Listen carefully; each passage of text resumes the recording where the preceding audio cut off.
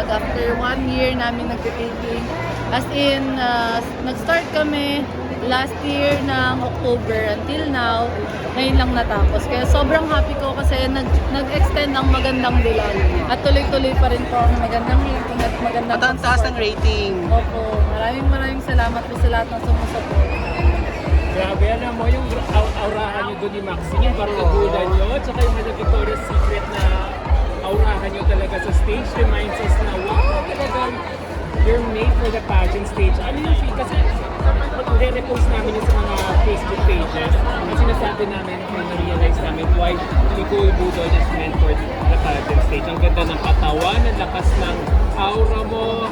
Ano bang paghahanda ang ginagawa mo sa maglalapit mong international competition? Maraming pray.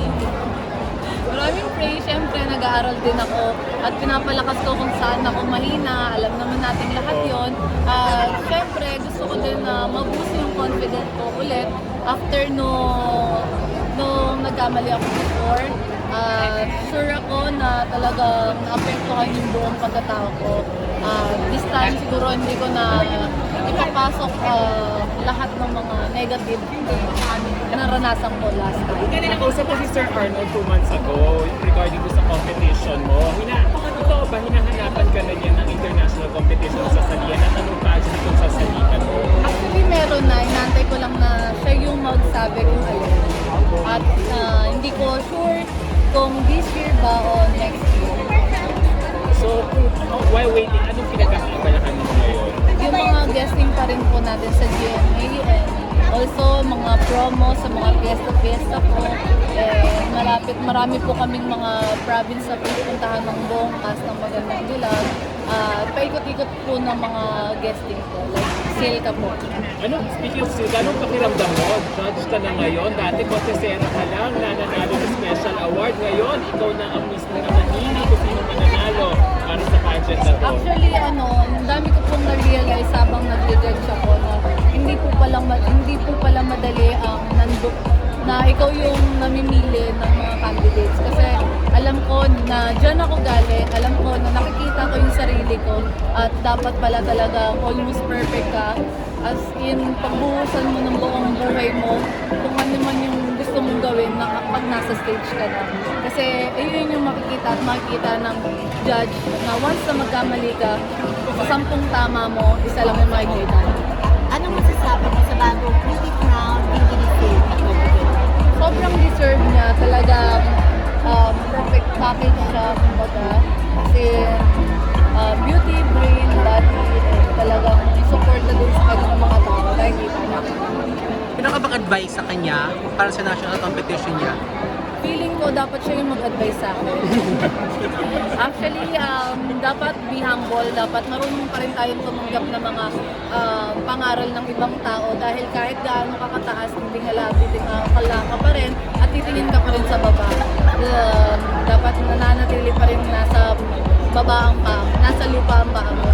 Kaya ako proud ako sa lahat ng mga babaeng sumasali, even hindi na nanalo dahil doon mo makikita yung confidence ng isang buong pagkababae ng doon mo na ipapakita lahat. Bilang binibining Silka, paano mo inaalagaan ang iyong cookies? Ligo lang 3 times a day. Ligo lang, ganyan. At Silka, syempre. Siyempre Silka. Ito, sure ako na talagang buong pamilya ko before talagang gumagamit ng Silka. Yung papa ko color green, ako orange, tapos yung lola ko orange. Talagang before pa talagang gamit namin Silka. Kaya thank you so much Silka family. See you next year, Silka. Ang si Nikki. Magiging part ka ba ng finals night sa Grand Coronation Night? Yun yung hindi natin alam. At tatanong natin yan kay Sir TJ. Sir TJ, pasok. Manonood ka ba? Ang kahit Hindi natin sure. kahit virtual lang.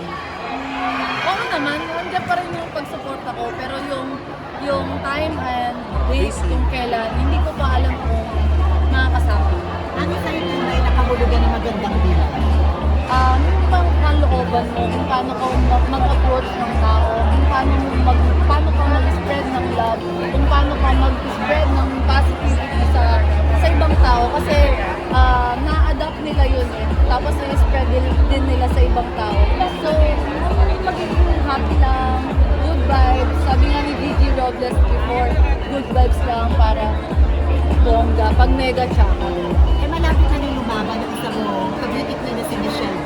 What's your message to her? Alam kong kaya niya yun. Siyempre, ka-beauty queen ko siya, ka-GMA artist ko siya, ka-sparkle. At sobrang alam kong kaya niya. Alam kong siguro hindi ako yung tao na makakapagsabi sa kanya ng mga advice ba, pero andito ako para sumuporta sa kanya. At buong puso na binibigay ko ang pagsuporta. Sana lahat tayo mga Pilipino dahil nire-represent ka niya. Hindi lang yung siya, kundi buong Pilipinas. Sana walang hilahan pa baba. Ano masasabi mo sa mga fans? Kasi nga, balik tayo doon sa magandang dilang show na when vaccine. Ano masasabi mo sa mga fans na wish pa rin na makita ka pa rin sumali sa MGI? Ako isang karangalan na banggit mo, oh my God. Kulang. Sa akin, sa part ko, isang karangalan na makasama ko, makahilera ko man lang sila Miss Bianca Manalo, sila Ate Maxine Medina, na congratulations sa bagong kasal. Sobrang happy ko kasi parang dati pinapanood ko lang sila. Ngayon, nahihingihan ko sila ng advice and kung paano yung approach ng pageant talaga. And also, ang dami kong natutunan sa kanila. Yung time nila sa time ko ngayon. Kaya happy ako kasi nandyan sila para supportahan nila ako. At ano yung doon, yung sinabi mo kanina na Anong advice? Example ng advice na Natutunan mo. i-enjoy mo lang and buong puso mo ibigay kung ano yung dapat. Tsaka kung sasali ulit ako, sasali ako kasi may crown po ako. Gagawin ko po kung ano po yung obligasyon ko. Siguro yung na-misinterpret lang talaga din ng mga tao, yung na-cut ng video na na-upload ko before na yung I'm signing off. Yeah. Sabi ko naman is talagang ibibigay ko muna yung obligasyon na dapat kong gawin bago ako sumigil. Kasi bakit ako sumali? Para umistop ako? Hindi, para ipagpatuloy pa ko. Gusto ko may makuha pa rin silang inspirasyon para ipagpatuloy nila yung mga dapat nilang magdapat. Speaking of inspiration at kagandahan, sino ang top 3 mo na pinakamaganda para sa iyo? Artista man o beauty queen? Magsasabi ako ng name. Siya nasa stars na kapag nakikita mo. Siguro, pantay-pantay lahat ng artista. Hindi lang isang normal na tao lang din naman ho ako. Until now po, at na isang karangalan nakakasama ko yung mga artista na pinapanood ko lang po dati. Lahat po sa kanila talaga, even lalaki hanggang sa babae, boy, bakla, tomboy, talagang nakakashock po na makasama ko sila. Kasi promise ko kami na talagang doon lang ako sa Doña Aurora Poblacion, ibaba dulo Pangalaman Tulay Slaughterhouse. Nakasama ko po silang lahat. Isang karangalan na po yun para sa akin na makabilang ako isang GMA artist o maging isang spark. Sa GMA, sino yung tatlong magandang babae? Artista. Hindi po ako makapagbigay kasi lahat po sila maganda. Sorry po pero siguro lahat po talaga lahat na starstruck ako, lahat na amaze ako, lahat nababanguhan ako, wala pong lahit halos sa kanila lahat. Hindi naman ako mapamlahit na tao. Pero talagang marunong lang po ako mag-appreciate ng mga ganda, miski kahit anong beauty meron. ganyan di ba isasagot mo kung sino kung tatanungin ka sinong gusto mong kasunod na makapareha pag natapos si magandang sila? Kasi for sure may follow-up yan. Lakas ng success ng Chigil. Na kung sino makapartner ko, lalaki. Oo, or kahit Siguro, sino. tinatanong ako, yes, kung sino yung mga gusto kong maka-line up na makapartner, pero hindi pa rin po ako yung magdi-decision nun. Siguro, nakadepende na yun sa GMA. Pero kung papapiliin ako, mamimili ako syempre. May wishlist ka ba? Syempre yung crush ng GMA talaga si Alden. Even before pa talaga si Alden. Pero sa Channel 2, si Daniel Padilla. Ayan. Ano naman ang dream role mo? Ano ang dream role mo after magandang dila? Lahat po dream ko talaga eh. talaga ako, even small things po na dumadating sa buhay ko, ina-appreciate ko po siya. Kaya kahit ano pong dumating sa akin, thank you sa lahat.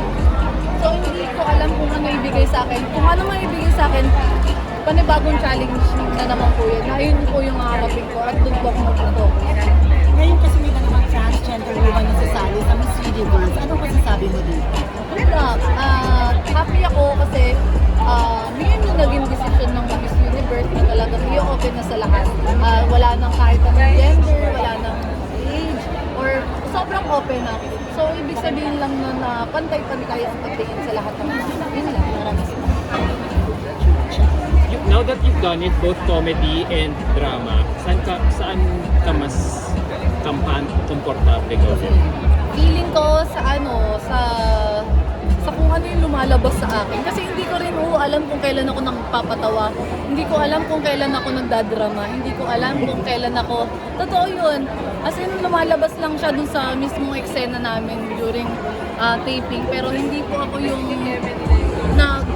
ina-act ko talaga siya. Hindi eh. Kusa siyang... kumbaga sumasabay lang siya sa agos. So, hindi ko alam kung saan ako magaling. Siguro, mga tao po yung makakapagsabi po. At siguro, GMA po makakapagsabi kung saan po nila ako lalagay. Siguro doon po ako magaling. Early, message na lang as last question sa mga fans mo na walang sawang sumusuporta sa'yo kahit saan ka pumunta.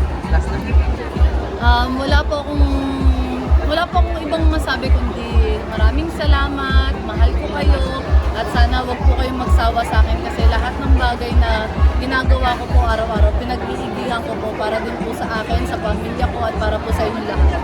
Thank you, Thank you so Marlene. much.